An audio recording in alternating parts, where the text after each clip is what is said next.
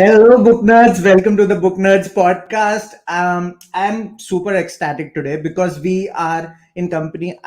Just want to praise the author. That's about it. Because this book, let's introduce the book first. Lahore. It's the first in the Partition Trilogy. And, it's quite something. It's quite a world that the author has built. First of all, welcome Manreet Sodhi Someshwar to the Booknerds podcast. We are so happy to have you all the way from New York. I don't know what time it is there, but it must be early, I suppose. Yes, thank you, Rohan. Thank you for having me. It's lovely to imagine you sitting in Dehradun, and yes, I'm in New York, and it's pretty early. But it's always nice to rise and shine and start talking about one's work. So thank you. Of course. Okay. So we are here today to talk about Lahore, which has been doing so well, and we just wanted you on the podcast. we were like, asking Harper College, please, let's do this. So shout out to them for letting us do this. And for those of you who don't know about Manreet, Manreet is an award-winning and best-selling writer of 7 books, including the Meruniza series, the critically acclaimed The Long Walk Home, and The Radiance of a Thousand Suns. And I believe The Radiance of a Thousand Suns won the WOW Award also, the Value Awards Award. And of course, the Partition Trilogy. The other 2 books will be coming up soon in next October and the one after that. She has been hailed as a star on the literary horizon from none other than Mr. Khushwant Singh. And her books have been endorsed by Gulzar, some big names. So, it's wonderful.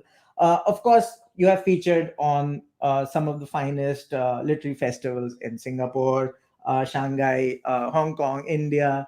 Oh, the cat is here. I love it. Yes. This is a first for us on the podcast, and it's so lovely. Um, Manreet lives in New York City, and she has been featured in the New York Times and other, acclaimed dailies. Okay, great. So let's talk about Lahore, for which we are here today. Writing a book about partition, and there are a lot of people writing about partition, and I've been reading a lot of books about partition from different perspectives. It could be Princess Tan, it could be Jinnah. Sheila Reddy has written a good book on that, Mr. and Mrs. Jinnah, and others. I mean, Achal Malhotra has written something. Yes. When you are kind of writing about partition, and of course, you got to have the facts right. That's the primary thing, and it takes time because there must be so much literature about this, and to write fiction then uh, it's a whole new beast, that you have kind of indulged in. Tell us a little bit about that, because so yeah, the readers would love to know. Yeah, thank you, Rohan. That's an excellent question to begin our conversation with. So, as I was saying before we sort of went live, I grew up in a border town. It's Firozpur. It's smack on the border between India and Pakistan. Yeah, yeah, It's sort of the less famous cousin of Amritsar, you could say. yeah, And it is literally 20 miles from Lahore. yeah, yeah, In the days of my father, when he was younger, and his elder yeah, brothers who studied in yeah, Lahore, it yeah. used to be a 45-minute Tonga ride away. It was that Okay, close. okay. And this town is on the banks of the Satluj River, which Right, now is the line of control. It divides, it's the border right. line between India and Pakistan. Yeah, So I grew up with a lot of stories of partition because yeah. Firozpur was a Muslim majority town. Okay. So, by the laws of India's partition, it should have gone to Pakistan, but it didn't. True. And there's a lot of speculation about the why Yeah, of it. yeah, But the fact of the matter is that overnight, the town became non Muslim majority. And, while one can try and do the math onto how it happened, there's yeah, obviously migration, but there was a lot of yeah, violence as well, which is people yeah, being forced to flee their homes literally overnight. yeah, And as a result of that, the Firozpur, when I was growing up, the air was very suffused with partition stories. Literally every household had a story to tell. yeah, But I didn't find those stories in my history textbooks or in other books that I read. Yeah. And then in the 80s, when I was an adolescent, is when the Sikh militancy happened, that movement where Yes. Khalistan. Yeah. So I was like a typical average, averagely good academic student, and I didn't pay any attention to any of that. I, in fact, wanted to flee my hometown. So I went on to do engineering. I went to IIM Calcutta. I had a corporate career. And then Yeah. at some point, we moved out of India, and I took a sabbatical from my work. And Okay. that's when I felt the need to write a short story. Yeah. So that short story ultimately sort of became longer. It Yeah. became took me 9 years, and it became The Yeah. Long Walk Home, which is the Yeah. novel for which Khushwant Singh and Gulzar Saab Yeah. both liked it and reviewed it. Yeah. But so what I'm trying to say is that I had come from an area where people spoke about Pakistan not as the other, not as the enemy, but really Yeah. like the brother on the other side or the sister on Yeah. the other side. Yeah. Because they were households which had been split up. There were households where one son had chosen to be on the other side and one was on this side. Yeah. My Tayaji, my father's elder brother, Yeah. all my life I remember him getting letters from his friends in Yes. Lahore, writing back to them. Yeah. And we had visitors for the longest time. It was only in the 80s when the militancy happened, is when the borders were kind of closed down. But before Yeah. that, it was fairly porous. There was movement. There was trade till, I think, early 80s between India and Pakistan. Yeah. And before that, people used to go back and forth. Right. So for me, when I started researching the period of partition, I first started writing about the 80s, the Khalistan movement. To understand that, I realized I need to go back to 47. To understand 47, realized I had to go far back. And really, the idea was why it happened and how it is visible even today in our present day lives. Partition is not dead. It is not an event Yeah. which has happened 75 years ago and we're done with it. We're not done with it. It is very Yeah. much our present as well. So Right. when started to think of writing the Partition Trilogy, I had two ideas in mind which I wanted to bring through in the narrative. Yeah. One was on the same stage to show the political leaders in Delhi who are faced again with huge dilemmas. The charger of time is racing. 15th August has been locked in place and time, and we're racing towards that. So the decisions which are being taken in Delhi, and then the people in Lahore, the Aam Admi and Aurat, who's being affected by these decisions. Yeah. And I wanted them to be on the same stage because I realized that except for Freedom at Midnight, Yeah. nobody has really done that. And Freedom at Midnight is a book which is very much written from the Western perspective. The Yeah. lens is Western, and I wanted an Indian to do it. I wanted myself as a Punjabi to do it and see how it comes out. Yeah. Also, as a woman, as a Punjabi woman, as an Indian woman, I wanted to pull the women out of the interstices of history in which, Yeah. women are always relegated and Right. show what is happening to them at this very critical period in time. Yeah. So that was very important for me as well. Whether it is in the Delhi thread where there is Jawaharlal Nehru with Indu, who still has to Yeah. become the Indira Gandhi that we later know, or Vallabhai Yes. Patel with Maniben, Yeah. or Edwina Mountbatten, who is the Viceroy, the Viceroy's wife, and who does incredible work with the refugees who, especially the women refugees who come in, and Yeah. then show what the women in Punjab, in Lahore, are going through as the time approaches for partition. Yeah. Uh, it's some tapestry that you have, kind of painted here. It's amazing, to do justice to everything. It's quite an achievement, I must say. Of course, the readers will tell, but just my personal opinion. Uh, Thank you. yeah. Yeah. So, I really wanted to ask you, with a book like this, you have done like research of like what, like 15, 20 years, right? I mean, it's Yes, it's a lot of research. I mean, if you ask a new author to, kind of do this, they would be like, you're crazy and just shut up. So it would be like that. But after you have done all this, you go to a publisher and kind of you are then associated with an editor who right. make suggestions, and how do you not get, like, angry at some of the suggestions, because it's a process where you have to kind of, how the manuscript must be like longer, I suppose, and how to cut down stuff, and you agreeing with the editor, what sort of camaraderie did you share there? Because it sounds quite tedious, to be honest, with a book like So, this. yeah, this is, I mean, I get asked this question quite a lot because I teach Yeah, writing as well yeah, in New York. And yeah, I think for a lot of writers, of course, writing is sort of what they do. yeah, But writers also have to learn that once you have written the first draft of yeah, anything, a yeah. writer also has to then teach themselves how to edit.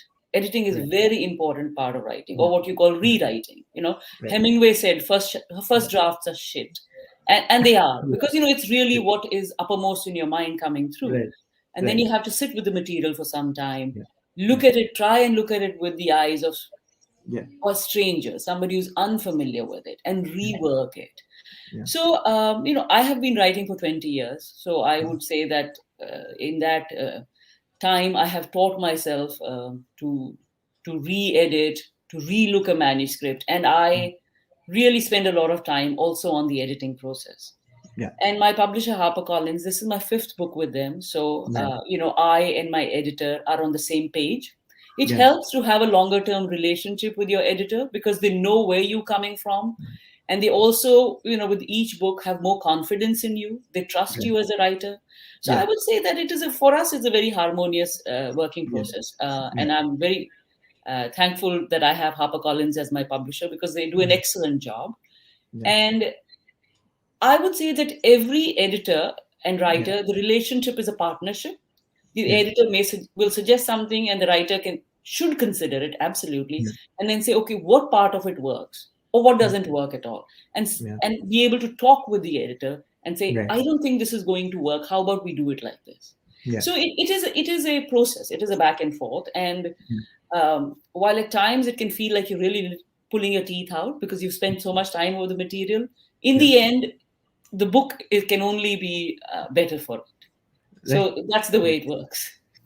We'll talk about structure afterwards, but a part of the book on page 51, and this is quite relevant, and you have gotten some celebrity reviews as well for this. Like, it's quite, the book is quite relevant.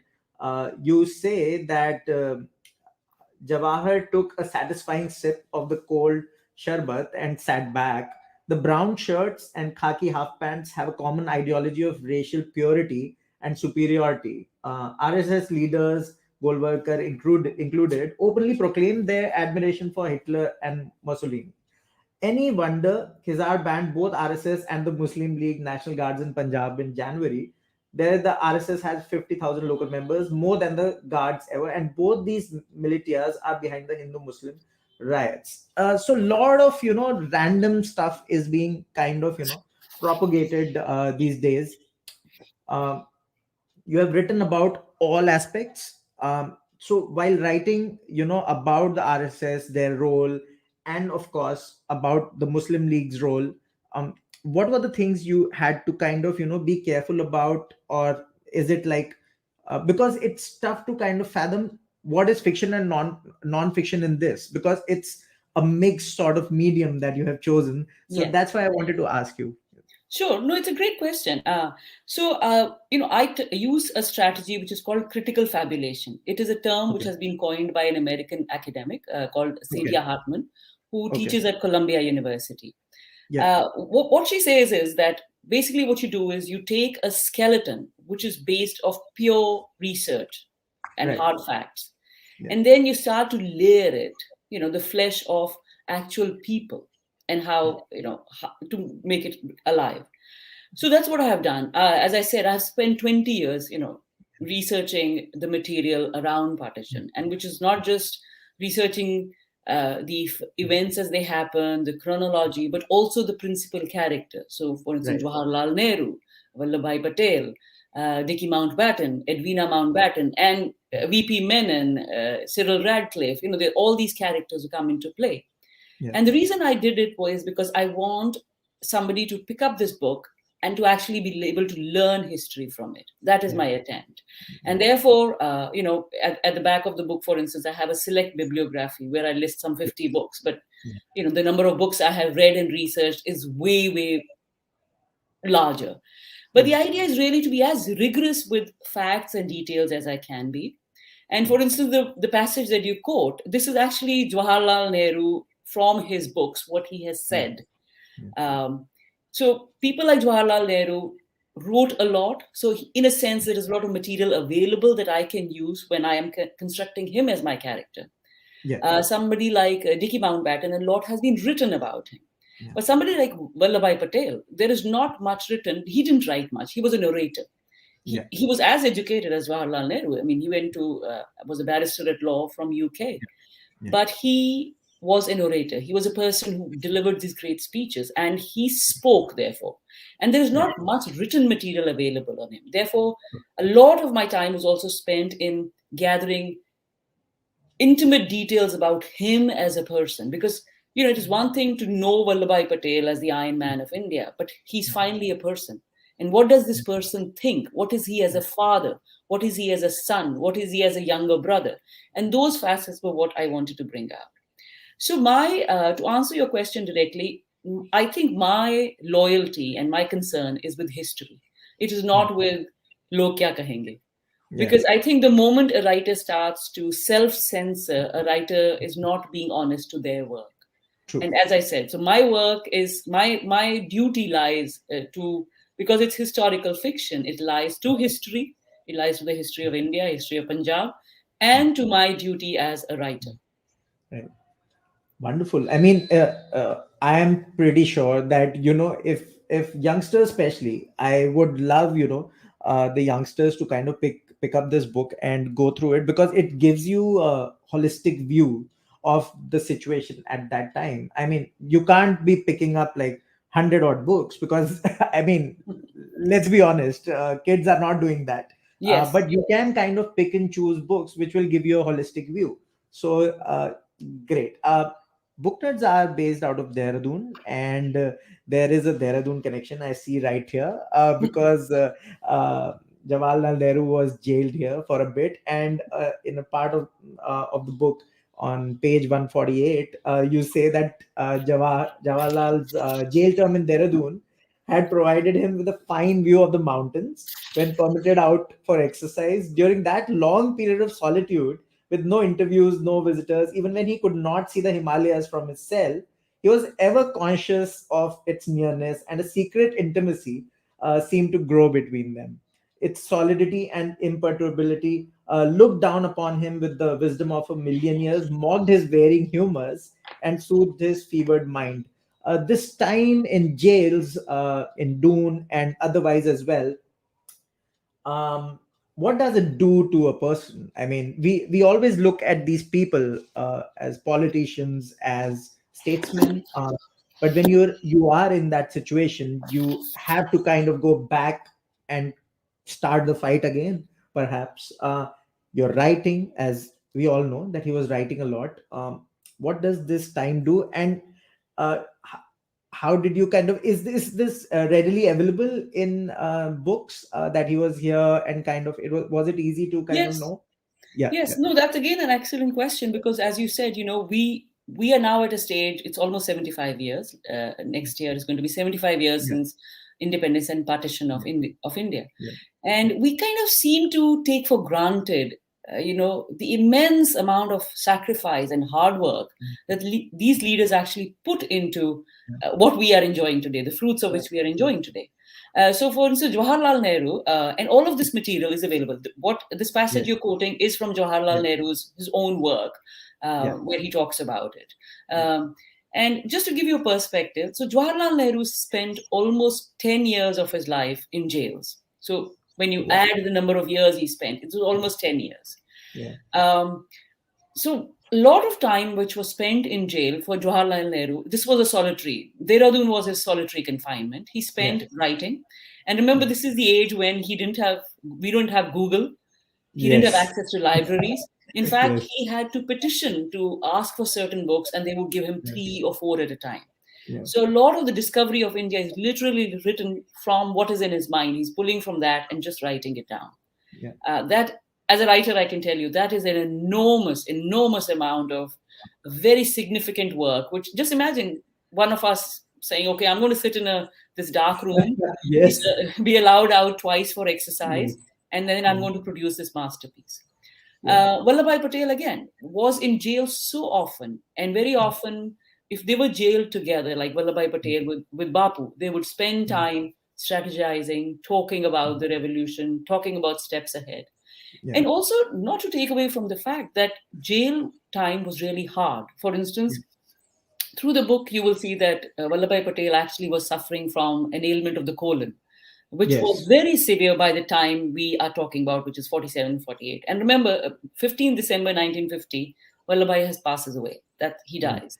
Yeah. And his colon got flared up largely because of, during his jail term, the food he was given. He talks Yeah. about his jawar rotis that they were served were hard Yeah. as rock. So they had to Yeah. soak it in water so that it would Right. become soft enough so that you could chew on it. Right. And jail was also a time when, as I said, depending on who was there, in the evening, Yeah. they would spend time, they would garden. Mm. So, because, these are men, they're all alone, there's nothing Yes. to do, they would Yeah. strategize. Maulana Azad was a person who was very literary, very Mm. educated. So, Mm. Maulana would actually take sort of study sessions. He would Yeah. teach them about the things, Right. subjects that he was familiar with. Yeah. uh, uh, they would talk about politics. They would talk Yeah. about what was happening in the rest of the world, where Yeah. socialism, communism, these ideas were being debated. So these Yeah. men would actually, so they had study groups, they had gardening groups, and Yeah. Jawaharlal Nehru was considered a lead gardener because he just, that's what he spent Wonderful. time doing. He would wear a Yeah. raincoat, even in pouring rain, he would be sitting and, working. Yeah. So that is a facet which I wanted to bring out. Only through, sorry to cut you off, only through this book I came to know, and this not a spoiler as such, it's just a random thing, that he could do a headstand very easily. That Oh that yeah, was amazing. he Yeah. used to do yoga every morning. So he would Wow. get up, he would do his ablutions, and then he would do yoga. And he would Yeah. do headstand. There's so many pictures. If you Google, you will see. Very Yes. easily, he's just doing his headstand, and he used to do that every day. Great. I mean, toward at the end of the book, there's a line: "If India is granted freedom, power will go to the hands of rascals, rogues, freebooters, and so on and so forth." Uh, I mean, Churchill's words. I, when you listen to all this, and I mean, if you are in this world, I am in this world right now, so I was like very angry. I was like, Yeah. how does one say something like that about us, or whatever the situation was then? um, how do the politicians and the stakeholders deal with all this at that point? I mean, it is quite nerve wracking, to be honest. Yes. So this is a good one that you brought out because Winston Churchill was Yeah. adamant that India should not get its independence. Yeah. He was just uh, he was stuck on the idea that Indians could not Yeah. govern themselves, that you Right. needed the British, the colonial hand to keep the Yes. Muslims and the Hindus from murdering each other and all Yeah. that. Now, the thing is, Churchill had won Britain the war, but he Mm. was booted out after that. Yeah. After that, what World War II did was it bankrupted Britain. Britain Yeah. needed to rebuild itself, and the new government which came in was the Labour government. Right. Churchill was a conservative, a Tory. So the Yeah. Labour government comes in, and Attlee, by the time, has realized two things. One, Britain has been bankrupted. They really need to Right. rebuild their own country. And Right. two, the hypocrisy of British rule in India has been exposed. Because Yeah. Britain goes to war with Germany saying, hey, you're conquering, you're going around being an imperial power. And what are they Yeah. doing in India? The exact same Yeah. thing. Yeah. So, so Churchill is frothing by this side because he's not in the Mm. position of power anymore. He's not a prime minister. Mm. And he is therefore ranting about how, India is going to go to seed and all these statements he's issuing. And in fact, Jawaharlal Nehru says at a point in time that Bapu had taught Indians, that was his lesson to them, never to Mm. fear and never to Yeah. hate. So the Yeah. idea was that even Vallabhbhai Patel says that Bapu had joined Jawahar and him like two oxen in a cart leading to India's independence. Yeah. And I think the idea was always to be very focused on what the goal was. Yeah. These leaders were very clear. Churchill could Mm. say whatever he wanted, and obviously it riled Jawaharlal Nehru, just said it riled you. Mm. But the Mm. idea was, what was the goal? The goal was freedom. It was 15th August, independence. Mm. But the civil war, which was looming, which was Muslim League led by Jinnah asking Yeah. for Pakistan to be created, and therefore the communal tension which had erupted between Yeah. Muslims and non-Muslims. And Yeah. also, there's something which most people tend to either forget or they're ignorant about, which is that just on the eve of partition, there was a large number of demobilized soldiers in Punjab. Yeah. These were the men who had gone and fought in World War II. Yeah. And typically, they belonged to what were considered the martial races. The British had decided that the Sikhs and the Muslims were the martial races. Yeah. There were these young men who'd come back from war, who were in a sense trained killers, and their Right. weapons had not been taken away from them. And Yeah. these men were running these militias, which were basically saying, "Oh, we will guard our house, we will guard our colony, we'll guard our Yeah. village." Yeah. And the idea of partition, the rumors of partition, were just the spark that was needed to, Yeah. you know, uh, Yeah. sort of send this inflammable situation roaring. Yeah. And actually, the common, folk in the book, the characters, especially Sepoy, who I don't know, I felt that he has got PTSD or something. He is traumatized by the Yes, war, and he's not kind of showing it. He's just seething with I don't know what. He needs a therapist. I felt that way, and that's not a good time to get into a relationship, though. yeah, Back into a relationship. So these characters, Mahmood, Beliram, these characters are representing what a lot of people went through yeah, at that time. And great that you mentioned that, especially Sepoy, who has just returned from war. What does he feel about the entire situation? He comes from war and yeah, lands up in a situation where there's a bigger war happening. Perhaps yeah, I don't know. It's a strange sort of scenario, requiring him to be on the edge all the time. There's Shami Joseph and so many characters. So tell me a little bit, because these characters, when you were building them, um, of course, and you have touched upon the social quandaries they were having at that point as well.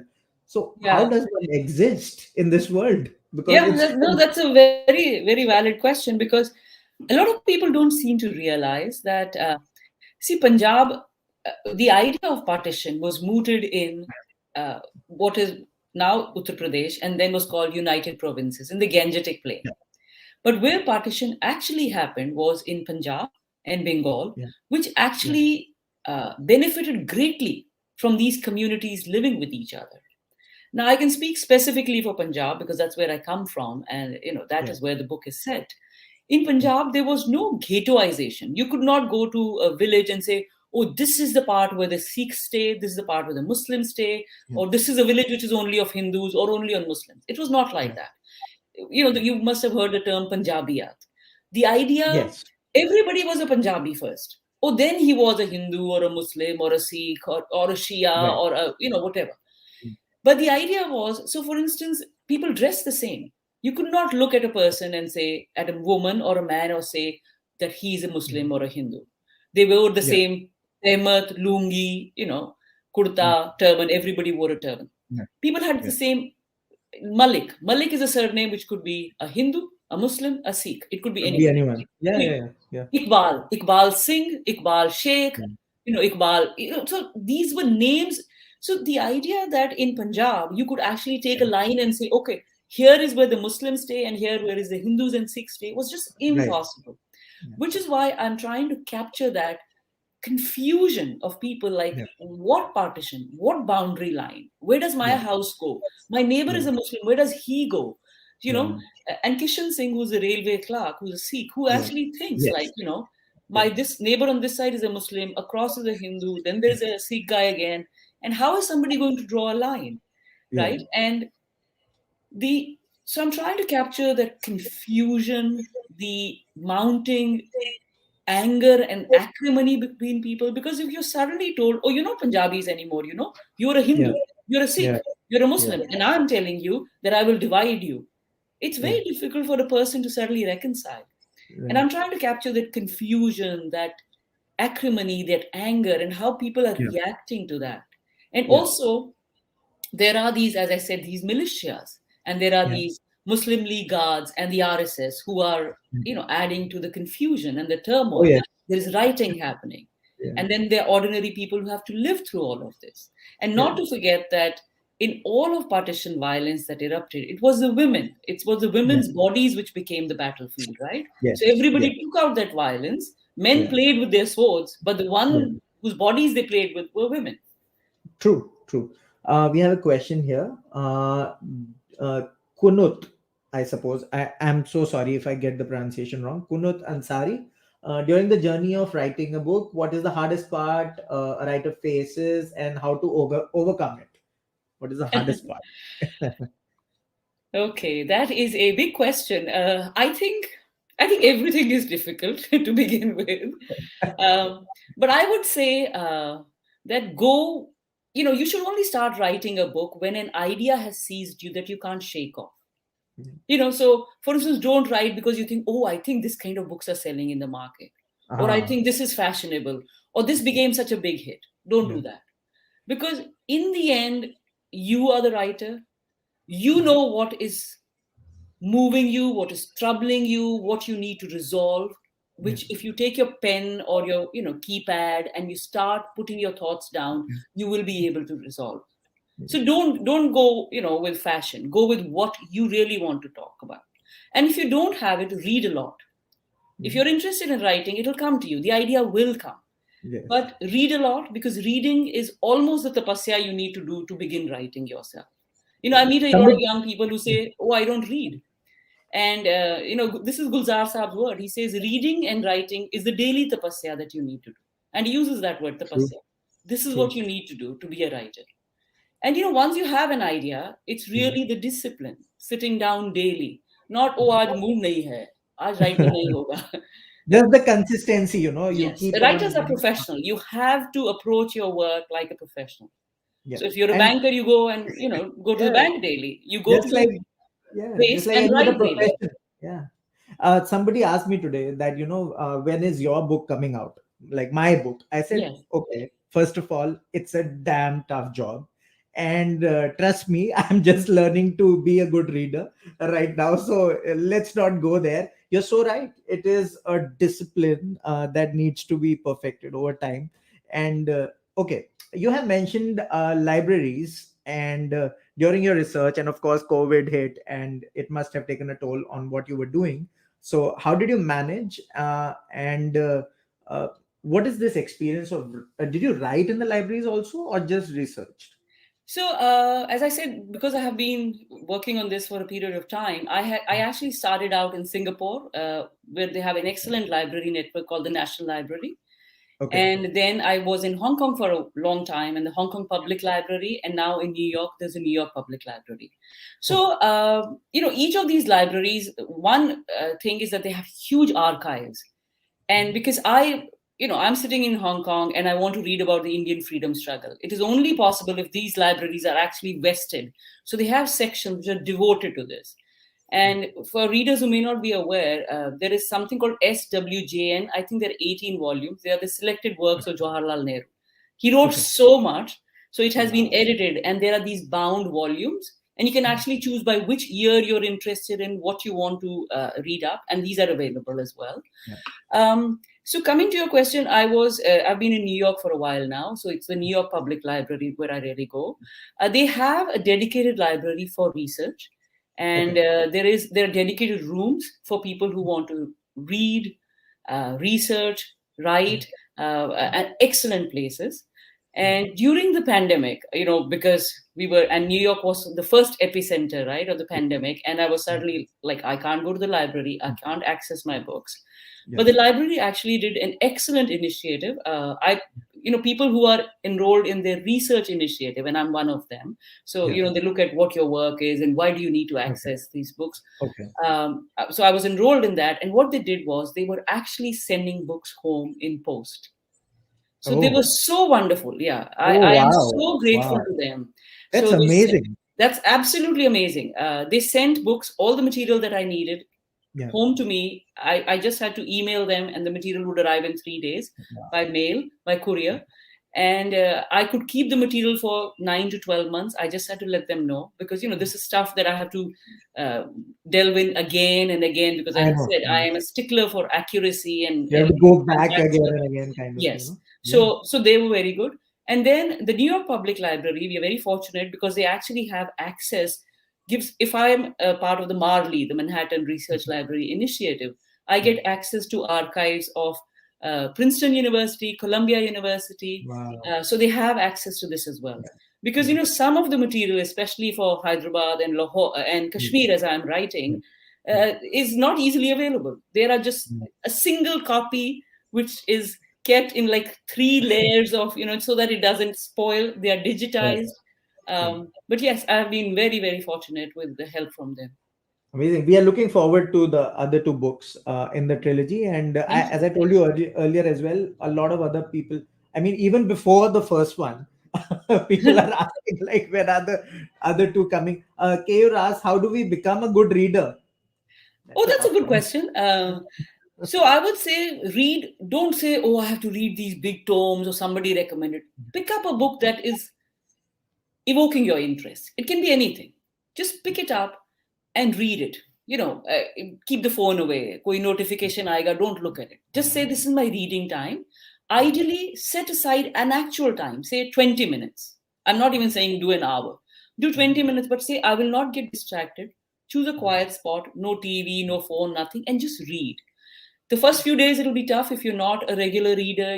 Say, Coach, oh, I feel like tea, I feel like getting up. Don't do that. Just sit your ass down 20 minutes, just read. And then try and develop that habit. Like next time, do 30 minutes, do 40 Yeah. minutes. Yeah. And then once you can read for an hour without distraction, I actually encourage people to what I call deep reading, which is Okay. basically reread the material. Because a Okay. lot of times in the initial reading, we're just getting the top surface of what the writer is intending. There is a lot a good writer says between the lines. And Yes. when we start reading deeply as a reader, we can also, it helps when you want to write yourself. Because, you can only write what you read, what you're aware of. If you have never really read deeply, it's difficult to be a deep writer. Right. So that is the way to go.